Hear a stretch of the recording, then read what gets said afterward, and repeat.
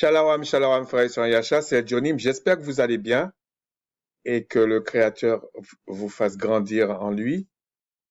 Et on va poursuivre avec la foi. Euh, c'est surtout le sujet. Mais en fait, en fonction de ce que je veux dire, ce sera pas en deux parties, comme j'avais dit, ce sera en quatre parties. Donc, cette partie-ci, ça va être les pièges. En fait, c'est quand je dis les pièges, bon, je vais m'expliquer plus loin, mais c'est surtout ce qui peut éteindre la foi, ce qui peut détourner la foi, etc. Mais on va pas tout voir, mais il y a au moins quelques exemples dans la Bible qui va vous faire comprendre de façon ludique. Ben, il y a des choses qu'on possède que peut-être le Créateur veut qu'on l'exerce, mais on n'arrive pas parce que il y a un problème, ok? Et puis la troisième partie, ça va être euh, la quantité de foi et sa place. Parce qu'il faut quand même savoir ça. Et la quatrième, ça va être la conclusion. Donc, si le Tout-Puissant me le permet, je vais faire comme ça. Donc, on va commencer tout de suite au niveau on va aller dans Jean 14, parce qu'il y a un principe à comprendre, ok? D'abord, avant d'attaquer ça, et ce principe, vous pouvez le mettre dans tout ce que vous étudiez dans les Écritures. Alors, on va le lire.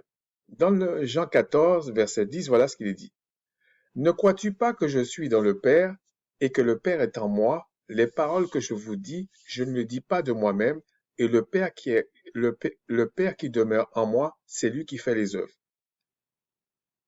Croyez en moi, je suis dans le Père et le Père est en moi. Croyez du moins à cause de ses œuvres, des œuvres qu'il fait en fait. Et il dit, en vérité, je vous le dis, celui qui croit en moi fera aussi les œuvres que je fais, il en fera de plus grandes parce que je m'en vais au Père.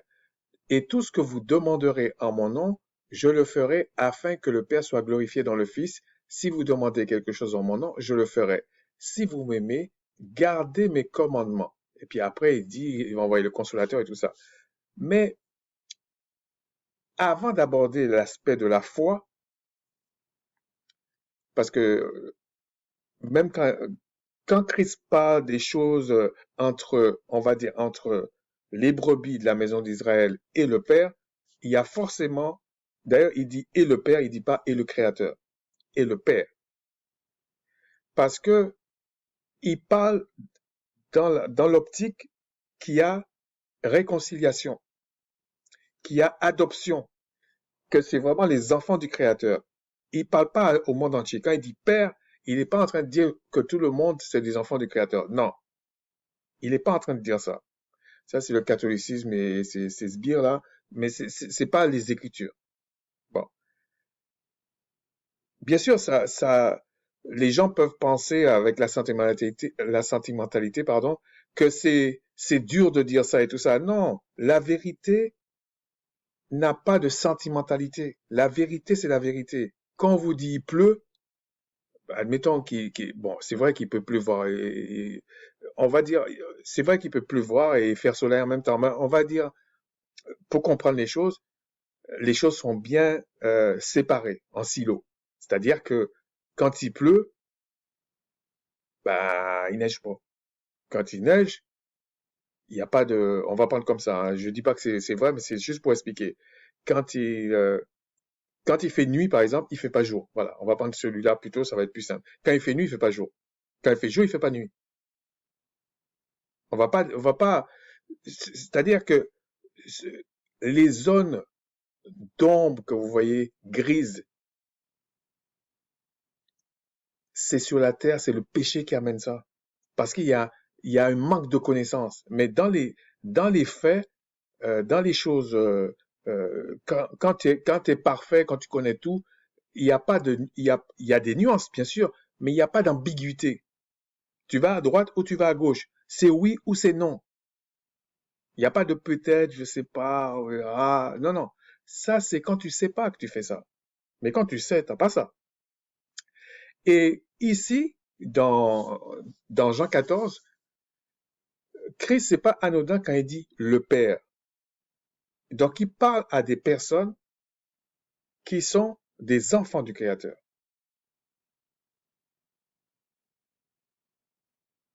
C'est comme ça. Il n'allait pas dire, sinon il allait dire le Créateur, etc. Mais il dit le Père. Et il explique que les œuvres qu'il fait, c'est le Père qui le fait en lui. Et vous voyez, après, il dit l'esprit de vérité, il parle du consolateur et tout ça. Bon, il y a un lien, mais c'est pas l'objet, ok? Mais en fait, c'est tout simplement, il explique que les êtres, que rien n'existe sans le Créateur. Et l'esprit qui triomphe de tout, c'est le Père lui-même. C'est pour ça qu'il y a des imbéciles, il faut dire les choses comme elles sont, des idiots qui comprennent pas que Christ est un être à part entière, mais il n'existe pas sans l'Esprit du Père. Alors ça peut amener de bonne foi des confusions. On peut croire que le Fils c'est le Père c'est le Fils, alors que c'est faux. C'est faux. Le Fils c'est vraiment le Fils, mais il ne peut rien faire sans le Père. Si vous voulez, l'esprit de triomphe, les actions, tout ce qui existe, c'est le Père lui-même. Et la grâce, enfin, on peut dire la grâce ou la bonté du Père, c'est de te faire participer à ça. Mais c'est lui, et sans lui, s'il se retire de toi, tu n'existes pas, tu es mort. Donc le Fils, le Christ, explique ça aux disciples. Il leur explique, mais en fait, le, le, les œuvres que je fais, c'est le Père qui le fait en moi. Donc, comme c'est ses œuvres au Père, quand j'agis, vous voyez le Père. Vous voyez les actions du Père. Parce que vous pouvez pas voir le Père et vivre. C'est simple. Vous ne pouvez pas voir le Créateur et vivre. C'est donné à personne ça. Mais la façon où vous pouvez le voir, c'est en fonction de la mesure d'esprit qu'il a donné à la personne. On va dire l'onction.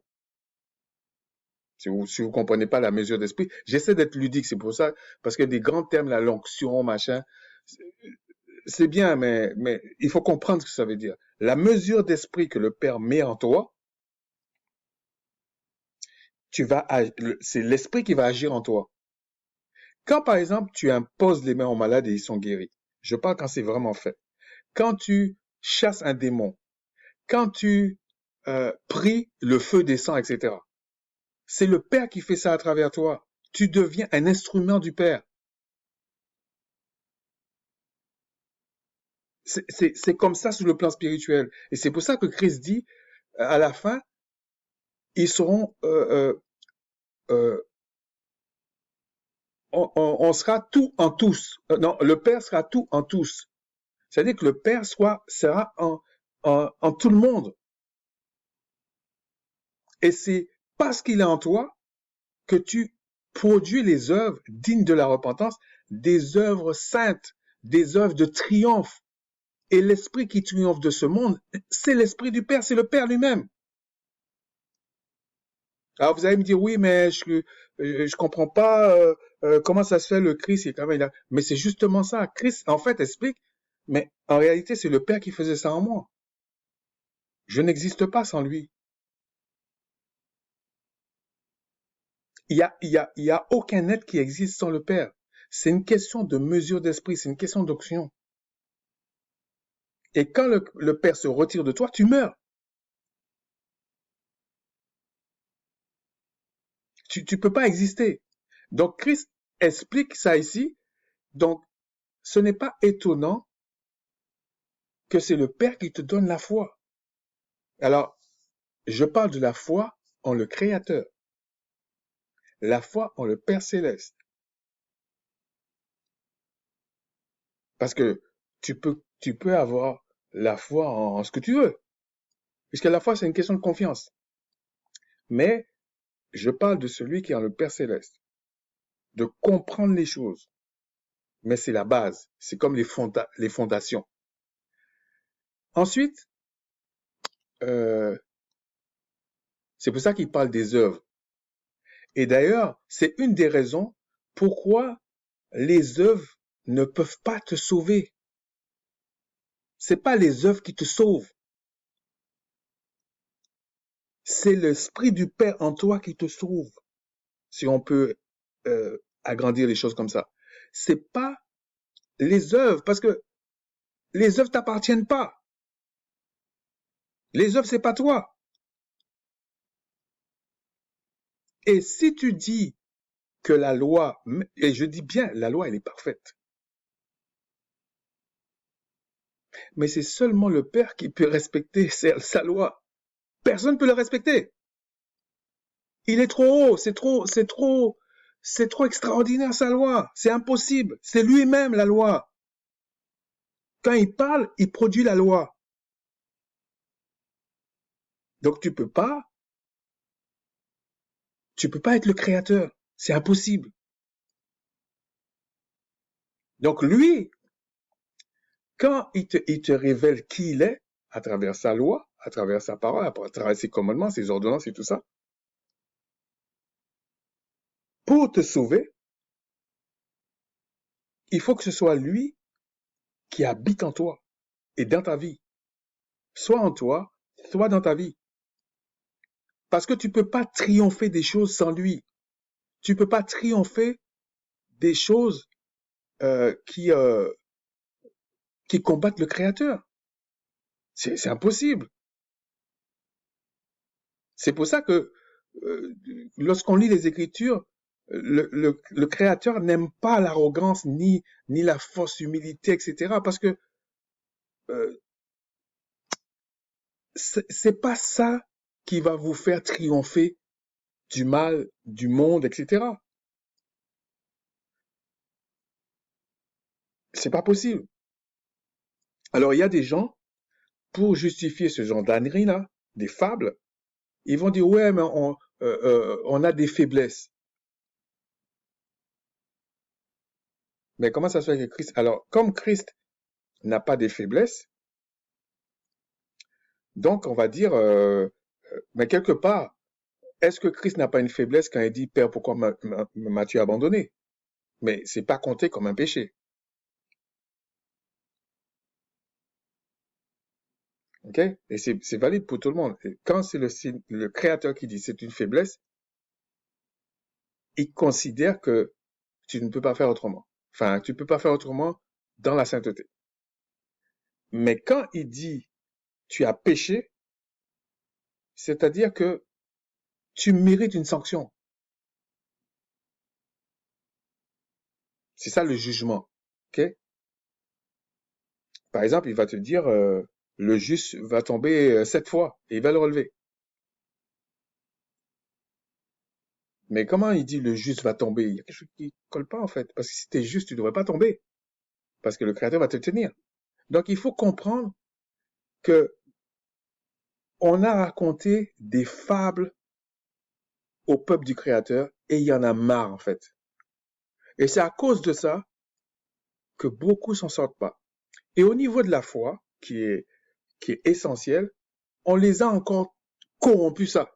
Parce que quand on regarde le peuple aujourd'hui, enfin, qui sont censés être des Israélites, ils aiment les fables, des bêtises. Ils te racontent n'importe quoi.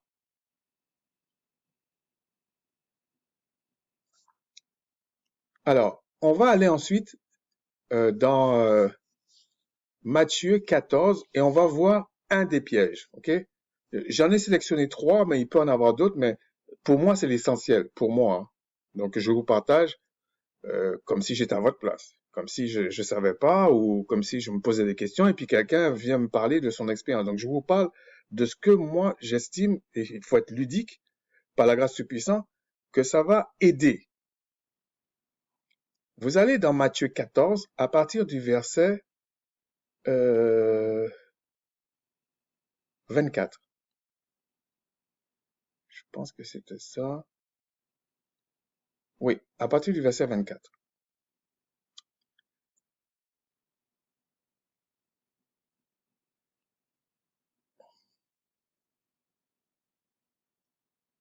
J'essaie de regarder si c'est intéressant. Bon, on va lire à partir du verset 24, mais j'aurais pu prendre 23. On va prendre 24.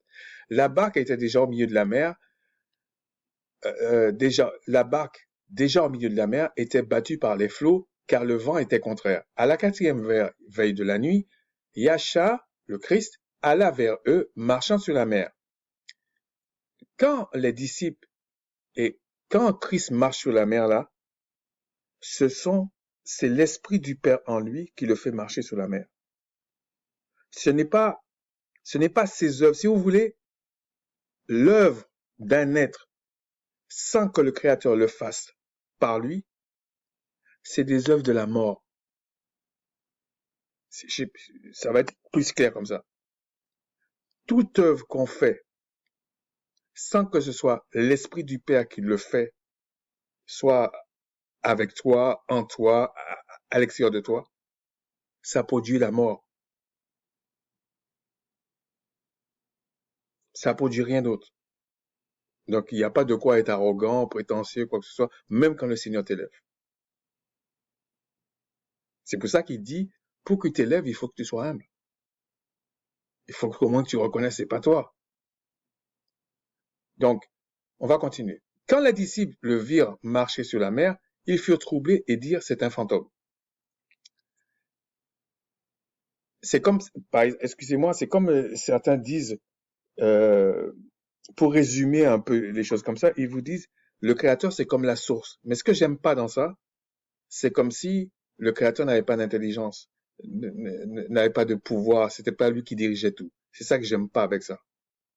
Mais on peut dire que c'est la source. Certains fantômes et dans la frayeur, ils poussèrent des cris. Verset 27. Yasha leur dit aussitôt, rassurez-vous, c'est moi, n'ayez pas peur. Pierre lui répondit, Seigneur, si c'est toi, ordonne que j'aille vers toi sur les eaux. Et il dit, viens. Pierre sortit de la barque et marcha sur les eaux pour aller vers Yasha. Mais voyant que le vent était fort, il eut peur. Et comme il commençait à enfoncer, il s'écria, Seigneur, sauve-moi. Yasha aussitôt étendit la main, le saisit et lui dit, homme de peu de foi, pourquoi as-tu douté? Et ils montèrent dans la barque et le vent cessa, etc., etc. Ici, on voit Pierre à la foi, puisqu'il demande à Christ, aide-moi, quoi. Christ lui dit, viens. Au départ, Pierre croit, mais il s'attarde à des choses extérieures. Par exemple, il dit, bon, mais voyant que le vent était fort. Donc là, c'est c'est Pierre qui voit ça. Il voit avec ses yeux humains, ses sens humains, on va dire, mais surtout ses yeux terrestres, que le vent, il est fort. Il comprend que le vent, il est fort. Donc, c'est quelque part, c'est pas une question d'intellect, c'est la partie animale qui prend le dessus. Parce qu'il comprend pas. Déjà, il comprend pas comment un homme peut marcher sur la mer. Il comprend pas, en fait. Mais il voit qu'il marche sur la mer. Il dit, moi, je veux faire pareil. Et comme il commença, en fait, déjà, il a eu peur parce qu'il voyait le vent. Et comme il commençait à enfoncer, donc à s'enfoncer, il s'écria, Seigneur, sauve-moi. Et Christ lui dit, mais t'as pas de foi. T'as pas de foi. Il lui a pas dit, non, il lui a dit même, t'as peu de foi. T'as peu de foi. Si on prend la traduction comme ça. Pourquoi as-tu douté? Donc, il explique que l'opposé ou le contraire de la foi, c'est le doute. C'est le doute. Ce n'est pas forcément ne pas avoir de foi du tout. C'est le doute. Et je vous ai déjà dit que l'une des armes du diable, c'est de mettre le doute. Il va pas chercher à t'enlever la foi. Il te met un doute parce qu'il sait que ça marche.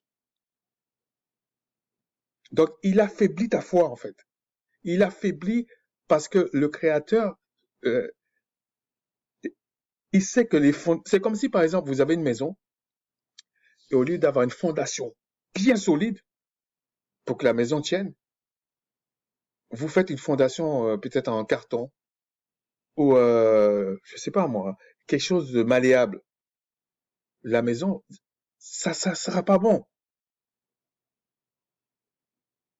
Et c'est comme un mystère parce que on comprend pas pourquoi la foi réellement, en tout cas maintenant là, réellement, le fait d'avoir douté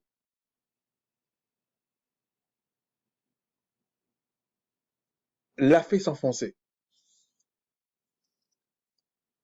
Pourquoi il a douté en fait? Mais il a douté d'abord parce qu'il y avait un élément extérieur, le vent. Quelque chose qu'il connaissait, hein. Donc on constate, bien sûr, il y aura toujours le doute, mais c'est pas ça que je vais parler.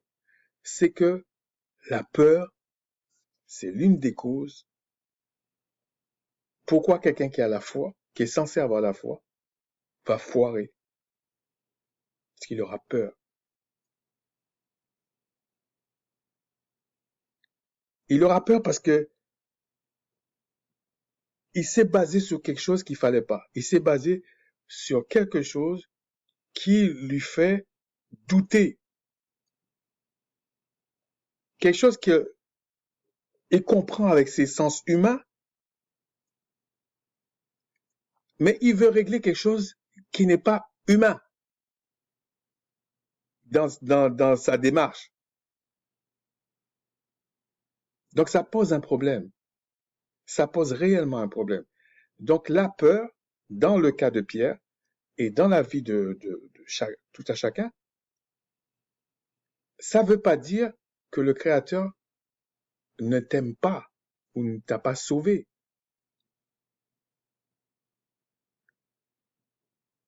C'est pour savoir c'est quoi vos sujets de prière en fait.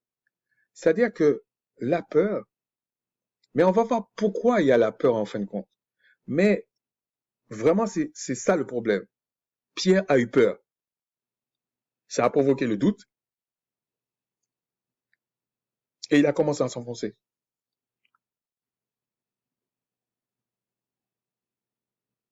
Parce qu'il a compris avec ses sens humains.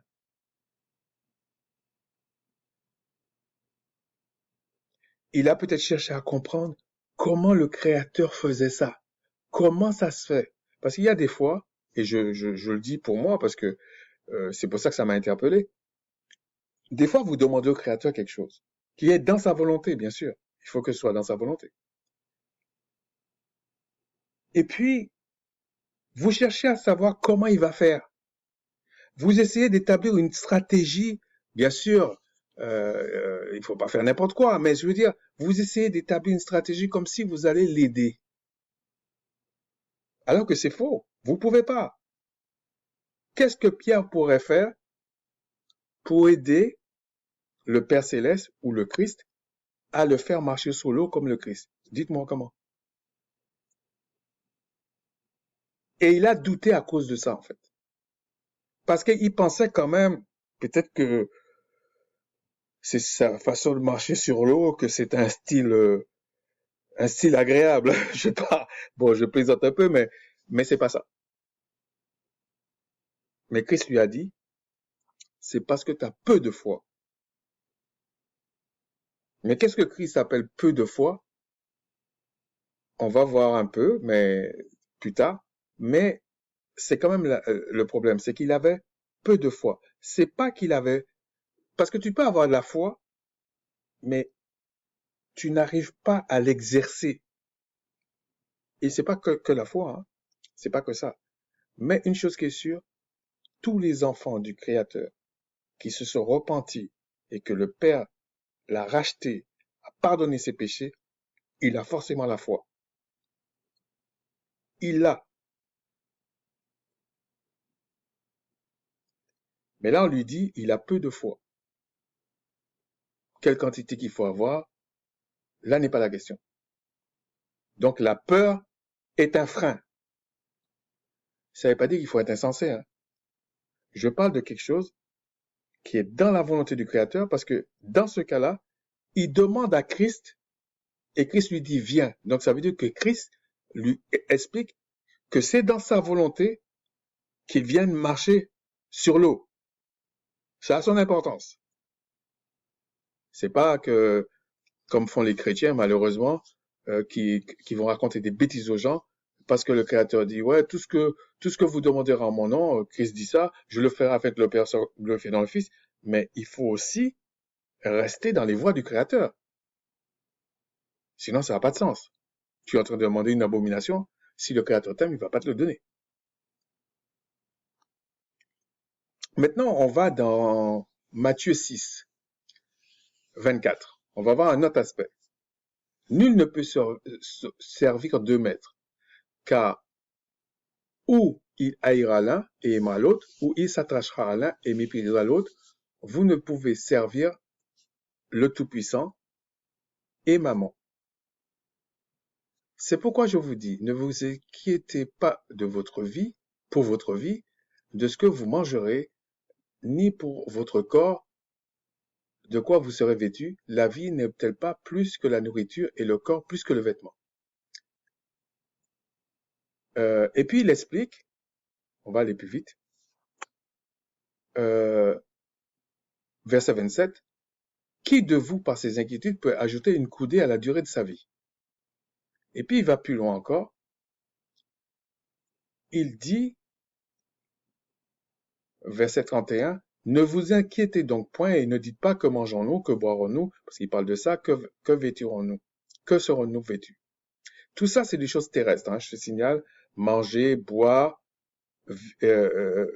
être habillé, et ce sont des choses légitimes. C'est pas comme si tu demandes quelque chose qui n'est pas dans la volonté du Créateur. C'est légitime. Car toutes ces choses, ce sont les païens qui les recherchent. Votre Père céleste sait de quoi vous avez besoin. Mais est-ce à dire qu'il ne faut pas demander? La Bible ne se contredit pas, puisqu'on vous dit, demandez et on vous donnera. Cherchez et vous trouverez. Frappez et l'on vous ouvrira. Et Christ dit dans un autre passage, priez sans cesse. Bien sûr, au temps convenable, mais priez sans cesse. Donc, ces paroles, c'est pas pour pas que tu pries. Mais ici, Christ explique que il faut prier la chose la plus importante. Il faut rechercher la chose la plus importante, qui est le salut de ton âme. Les autres choses vont venir par la suite, par-dessus tout ça. À quoi ça te sert d'avoir tout ce que tu veux si tu n'en profites pas? C'est idiot. C'est idiot. Ça, c'est pour le coup, c'est idiot. Et on vous parle ici ce qui peut poser problème. Parce que si tu n'as pas de foi, cela est impossible à plaire au Créateur. On a vu ça dans la première partie. C'est impossible. Tu ne peux pas plaire au Créateur sans la foi. Bien sûr, avec d'autres choses, mais sans la foi, c'est la base. Tu ne peux pas. Mais la foi, on a vu, la foi, en fait, elle est basée sur ce que le Créateur a dit. Et la foi, c'est la confiance en le Créateur, et tu ne vois pas avec tes yeux, ni avec tes sens humains, pendant que tu demandes la chose. Tu ne sais pas. Mais le fait d'avoir la foi en le Père Céleste, je vais dire entre guillemets, c'est comme si ça déclenche l'action du Père.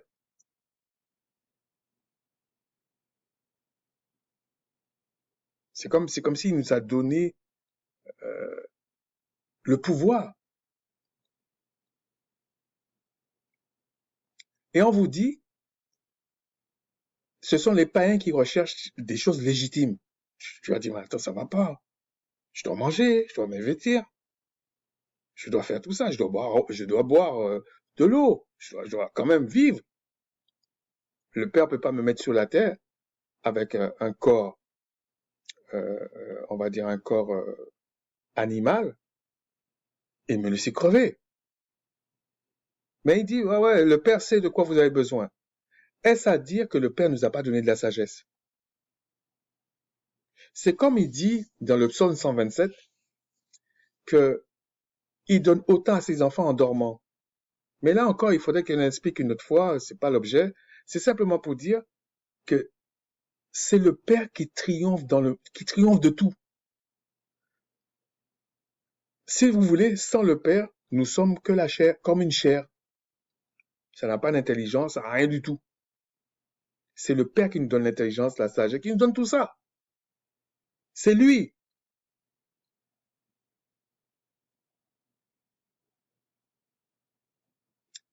Mais il dit, ne vous inquiétez donc de... Alors ça veut dire, si on ne s'inquiète pas, on fait rien, on reste comme un légume, là, on fait rien. Non, c'est pas ça. C'est pas ça qu'il dit. Il dit, ne vous inquiétez pas de ça, mais cherchez d'abord le salut. Cherchez d'abord à plaire au Tout-Puissant. Et le Père sait de quoi vous avez besoin. Mais en même temps, le Père dit, il y a des passages qui disent, mais si, même quand nous ne savons pas ce qu'il faut demander, par des soupirs inexprimables, le Père te permet de demander. Donc, ça veut dire toujours que le Père n'est pas contre le fait que tu demandes. Et on va voir ici, ce que je veux dire par là, ce qui peut bloquer ta foi, ce sont tes inquiétudes. La première fois, c'était la peur. Là, maintenant, c'est tes inquiétudes. Mais dans les choses de tous les jours, là, ce sont tes inquiétudes. Alors, comment il faut résoudre ça? On va dans Philippiens 4 et on vous explique, verset 6. Ne vous inquiétez de rien, mais en toutes choses, faites connaître vos besoins au Tout-Puissant par des prières et des supplications avec des actions de grâce. On vous dit déjà la chose. Bon, je ne vais pas lire tout le reste, mais on vous dit après, le Père et la paix du Père qui surpasse toute intelligence gardera vos cœurs et vos pensées en Christ. Et puis il vous dit, toujours pareil, au reste, frère, voilà de quoi, qu'est-ce qui va faire l'objet de vos pensées, de votre cœur et tout ça. C'est le salut, ça. Le fait que le Créateur t'a tenu, tu as la foi et tout ça, je parle de quelque chose de bien, correct. Si tu as une inquiétude, va vers le Père au nom du Christ, demande-lui. Mais l'objet de tes pensées ne doit pas être tes inquiétudes. Et si tu es inquiet, va vers lui, frappe à sa porte.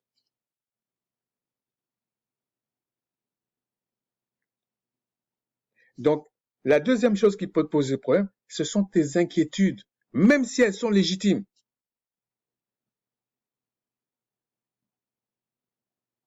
Ça va empêcher l'action du Père dans ta vie. Parce que tu es incrédule. Et pareil, pour ne pas être inquiet, il faut que ta foi, ta confiance soit basée sur le Père. Et si on te dit c'est sur le Créateur, il faut savoir qu'est-ce que le Créateur a dit qu'il fera, attend de toi. Donc c'est pas la foi en l'air comme ça. Non. Si on continue, on va dans Matthieu 17. On va voir encore un autre aspect. Verset 17. Verset 14. Matthieu 17, verset 14. Lorsqu'ils furent arrivés près de la foule, un homme vint se jeter aux genoux de Yahshua et dit, Seigneur, aie pitié de mon fils qui est lunatique et qui souffre cruellement. Il tombe souvent dans le feu et souvent dans l'eau. Je l'ai amené à tes disciples, ils n'ont pas pu le guérir. Race incrédule et perverse, répondit Yasha, jusqu'à quand je serai avec vous? Jusqu'à quand vous supporterai-je? Amenez-le-moi ici. Yasha parla sévèrement au démon qui sortit de lui, et l'enfant fut guéri à l'heure même. Alors les disciples s'approchèrent de Yasha et lui dirent en particulier, je précise, pourquoi n'avons-nous pas pu chasser ce démon?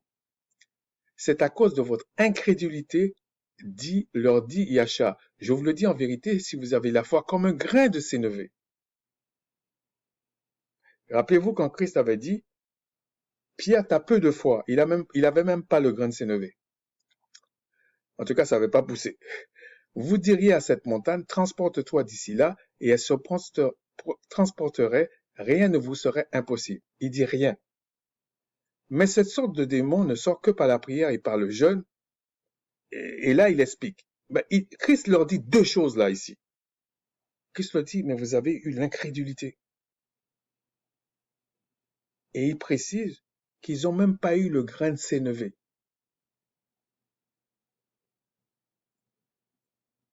Pourtant, ils avaient déjà chassé des démons. Donc, on ne peut pas dire qu'ils n'avaient pas la foi. Non, mais...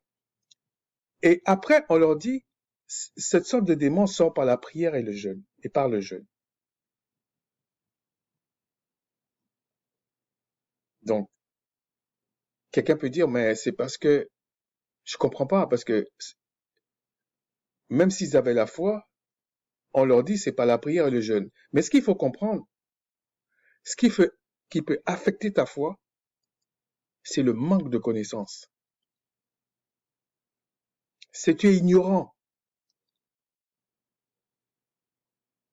Donc, comme tu es ignorant, ta foi n'est pas agissante. Ce qui montre que la foi est intimement liée à l'obéissance de la et à la connaissance. Sinon, elle ne tient pas. Donc, quand vous voyez ces trois choses-là, la peur, les inquiétudes, on va dire la connaissance, mais une connaissance, on va dire, très pointue. Là, on dit non, cela sort par la prière et le jeûne. C'est pas, tu dois connaître toutes sortes de connaissances. Je sais pas comment te dire ça. C'est comme si tu dois savoir exactement comment pratiquer ta foi. Oui, tu dois avoir cette connaissance-là. C'est pas comme si tu balances ça et puis comme si tu as 5 portes devant toi et puis euh, tu pries et puis tu vas regarder les 5 portes et puis il y en a une qui peut s'ouvrir et puis tu dis ah c'est bon, j'ai prié. Non, non, tu dois savoir. Pourquoi je dis ça? C'est parce que ces trois cas-là affaiblissent ta foi. Mais les choses sont bien faites parce que si tu n'as pas cette connaissance-là, c'est peut-être parce que tu n'as pas cherché la bonne chose avant. Comme je disais, quand on dit la repentance, il faut savoir pourquoi tu te repens. Sinon, ça veut rien dire. Il faut savoir qui tu es. Quelles sont les promesses que le Créateur t'a faites. C'est comme ça que tu fais confiance. Si tu sais ce que le Créateur t'a promis, tu vas chercher, à ce moment-là, pour que ta repentance ait du sens, le Créateur lui-même va t'expliquer qu'est-ce que le Christ est venu faire. Et lui-même va te faire naître de nouveau. Lui-même la foi qu'il a mis là, il va le mettre en mouvement. Puisque Christ dit, vous ne pouvez rien faire sans lui. Et lui-même, Christ dit, les œuvres que je fais, ce sont les œuvres que le Père fait en moi. Sinon, ça n'a pas de sens. Et pour conclure avec ça, si on va dans Osée 6, voilà maintenant pourquoi vous devez comprendre mon peuple est détruit parce qu'il lui manque la connaissance. Puisque tu as rejeté la connaissance, je te rejetterai. Tu seras dépouillé de mon sacerdoce, de mon culte. Puisque tu as oublié la loi de ton Créateur, j'oublierai aussi tes enfants. Ça montre que la connaissance, c'est quelque chose de primordial. Et la connaissance, c'est pas une question de révélation dans le sens des songes et tout ça. Oui, mais c'est basé sur quelque chose. C'est comme si tu empiles des choses. Donc, la première chose qu'il faut savoir, c'est qu'est-ce que le Créateur a dit. C'est quoi son livre, c'est quoi qu'il a fait, etc. Et puis là, parce que celui qui se repent, même si on prend un chrétien, il dit qu'il se repent. Il se repent sur quelle base? C'est parce qu'il a lu dans un livre qu'il faut se repentir. Quand il dit, oui, le Christ, tout ça, c'est parce qu'il a quand même lu que le Christ a donné sa vie. Même s'il comprend pas beaucoup, hein, même s'il pense comprendre, il comprend pas, mais il a donné sa vie. Et d'ailleurs, quand Christ dit, je suis venu pour les brebis perdues de la maison d'Israël, je suis venu pour les brebis perdues de la maison de Jacob, si vous comprenez pas, parce que c'est Jacob qui a donné Israël. On l'a rebaptisé Israël. Donc la maison de Jacob. C'est comme on disait Abraham, Abraham. Là, on disait Jacob, on dit Israël. Mais on vous dit, c'est les brebis de la maison.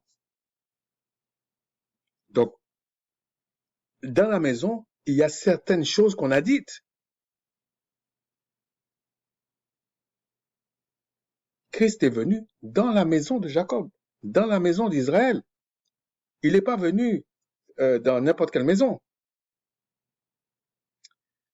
Et on vous dit, c'est pour ça que mon peuple est détruit. Ça veut dire que si tu ne peux pas exercer la foi selon le Créateur, c'est impossible de lui plaire. Et vous allez être détruit.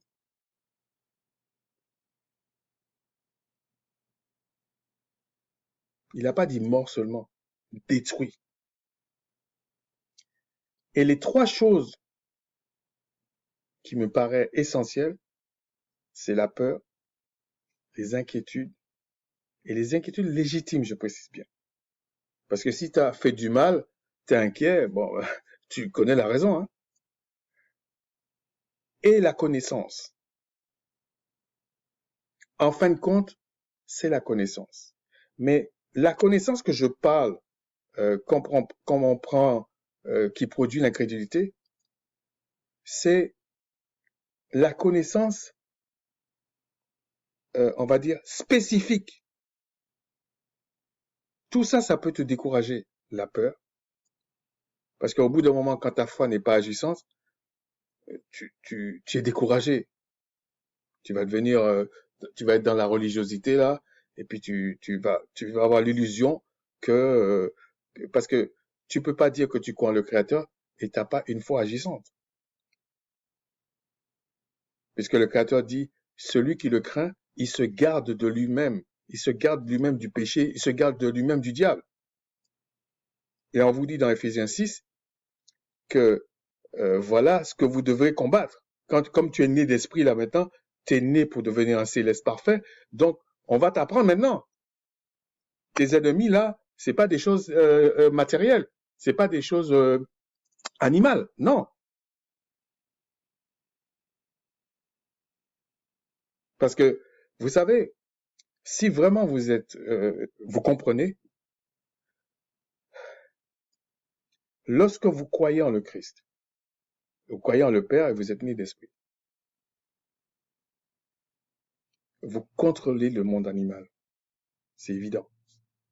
Et vous pouvez faire des expériences et vous allez voir que l'animal ne peut pas t'attaquer. Même l'homme animal ne peut pas. Sauf si le Créateur veut quelque chose. Sinon, non, tu peux pas.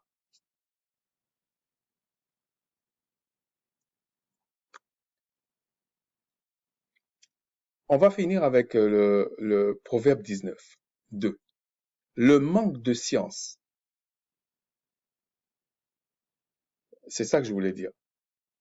Ici, quand les disciples, on dit c'est par le jeûne et la prière que ce type de démon part. C'est la science qui est là. C'est pas la connaissance globale, c'est la science. C'est comme quelqu'un qui est malade, puis il va voir un médecin et le médecin lui dit bon, on va regarder, ok, esprit lunatique, jeûne et prière. C'était ça que Christ dit. Et si vous n'avez pas pu faire ça, c'est que il y avait ce problème-là, mais il y avait l'incrédulité. Et pourquoi il y avait l'incrédulité? Je vais vous dire pourquoi. Regardez ce qui s'est passé avec Pierre. Les disciples, ils ont cherché à chasser ce démon lunatique. Ce démon de lune, en fait, on va dire comme ça. Bon, ça, je ne vais pas rentrer dans les détails. Un esprit impur. Bon. C'est sûr qu'ils ont cherché, ils ont cherché. Comme ils n'avaient pas la science pour savoir exactement qu'est-ce qu'il fallait faire pour chasser ce démon, ils ont douté. Ils ont eu peur. Mais quand je dis peur, c'est pas comme s'ils étaient effrayés, non. Ils ont eu peur que, ah tiens, c'est bizarre, ça marche pas. Ils ont été déstabilisés.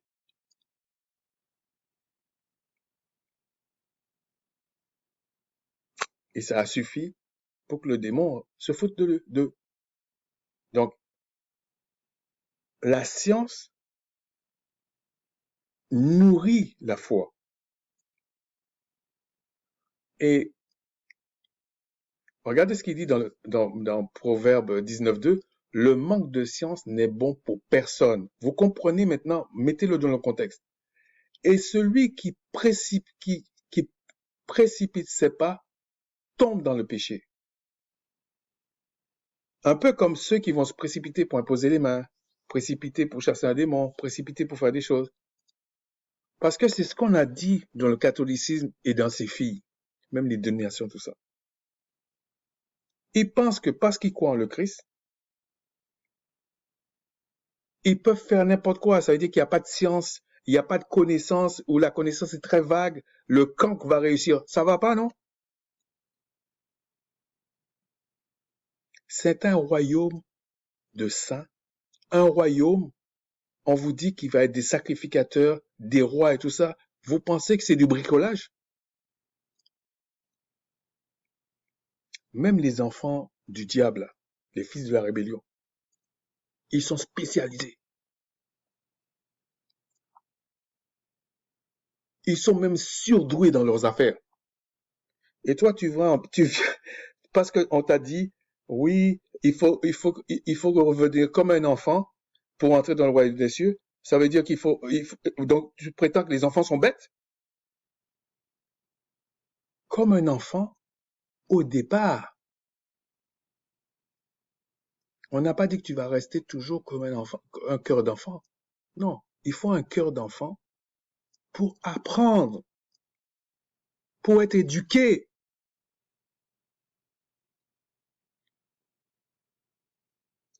C'est la même chose. Bon, j'anticipe un peu pour la partie suivante. C'est la même chose quand on vous dit un grain de sénévé. Mais on vous a dit, dans la première partie, je vous ai dit, c'est la plus petite graine et qui devient un arbre. C'est ça le royaume des cieux. Et c'est un grain de sénévé. La foi, ta foi, n'a pas pour vocation de rester toujours un grain de sénévé. Mais il faut d'abord avoir le grain de sénévé. Si tu l'as, le grain de sénévé, tu pourras faire ce que tu veux. Mais imagine-toi quand le grain de sénévé va grandir. Sur ce, je m'arrête là. Je vous dis un shalom. Et puis, il faut essayer de chercher à comprendre. Je vous dis des choses sérieuses là. La foi Sans la foi, vous ne pouvez pas plaire au Créateur. Le diable connaît vos faiblesses, la peur, l'inquiétude et le manque de science. Il sait ça.